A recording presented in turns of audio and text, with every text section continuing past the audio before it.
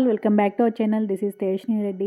ఇవాళ చూపించబోయే రెసిపీ వచ్చేసి టొమాటో చారు అండి. అదేనండి టొమాటో రసం ఈజీగా ఎలా చేసుకోవాలని అనేది నేను ఇప్పుడు నా స్టైల్లో చూపిస్తున్నాను. ఇప్పుడు నిమ్మకాయ సైజ్ అంత చింతపండును తీసుకొని అందులో గోరువెచ్చని నీళ్ళు పోసుకోవాలి. ఈ చింతపండు నానేలోపు మనము 3 టొమాటోస్ తీసుకొని అందులోకి వాటర్ పోసుకొని బాయిల్ చేసుకోవాలి. టొమాటో పీల్ వచ్చేంత వాటికి ఈజీగా వచ్చేస్తుంది. ఇలా టొమాటోస్ కూడా ఉడికిన తర్వాత ఒక గిన్నెలోకి తీసుకుందాము టొమాటోస్ని. ఇవి ఆరేలోపు మనము గ్రైండ్ చేసుకుందాము. ఇందులోకి కావాల్సిన మసాలా 1 స్పూన్ మిరియాలు, 1 స్పూన్ జీలకర్ర అండ్ 10 వెల్లుల్లి తీసుకుని నేను పొట్టుతోనే తీసుకున్నాను. గ్రైండ్ చేసుకోవాలి కచ్చా పచ్చాగా. ఇప్పుడు టొమాటోస్ కూడా ఆరాయి కదా, ఇప్పుడు పైన తొక్కంతా తీసేద్దాము టొమాటోస్కి. ఇలా తొక్కంతా తీసిన తర్వాత ఈ 3 టొమాటోస్ని చింతపండులో వేసుకొని టొమాటోస్ని చింతపండుని బాగా పిసుక్కోవాలి. వీటిలో రసం అంతా మనకి ఆ వాటర్లోకి వచ్చేస్తుంది.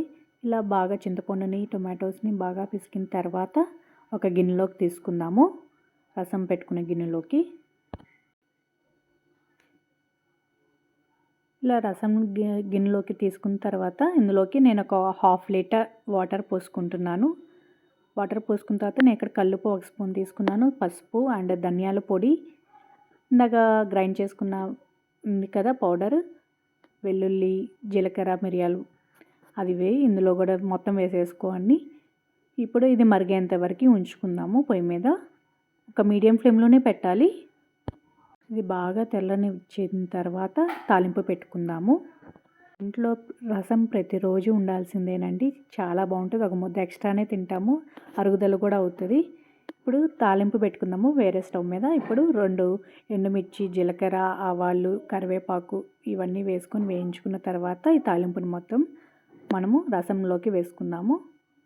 ఇప్పుడు కొత్తిమీర వేసుకొని ఒక 2 to 3 minutes స్టవ్ మీద ఉంచుకొని మీడియం ఫ్లేమ్లో, తర్వాత స్టవ్ ఆఫ్ చేసుకోవటమేనండి. అంతేనండి, రెడీ అయిపోయింది టొమాటో చారు. ఇది వేడివేడి అన్నంలోకి కానీ లేకపోతే ఉత్తిగానే గ్లాస్లో పోసుకొని కూడా తాగేయచ్చు, అంత బాగుంటుంది. మీరు కూడా ట్రై చేసి ఎలా వచ్చినా నా కింద కామెంట్ సెక్షన్లో షేర్ చేసుకోండి. నా వీడియో కనుక మీకు నచ్చినట్టయితే లైక్ చేయండి. ఇలాంటి మరిన్ని వీడియోస్ కోసం నా ఛానల్ సబ్స్క్రైబ్ చేసుకుంటే మీకు నా రెగ్యులర్ అప్డేట్స్ మీకు వస్తాయి. Thanks for watching.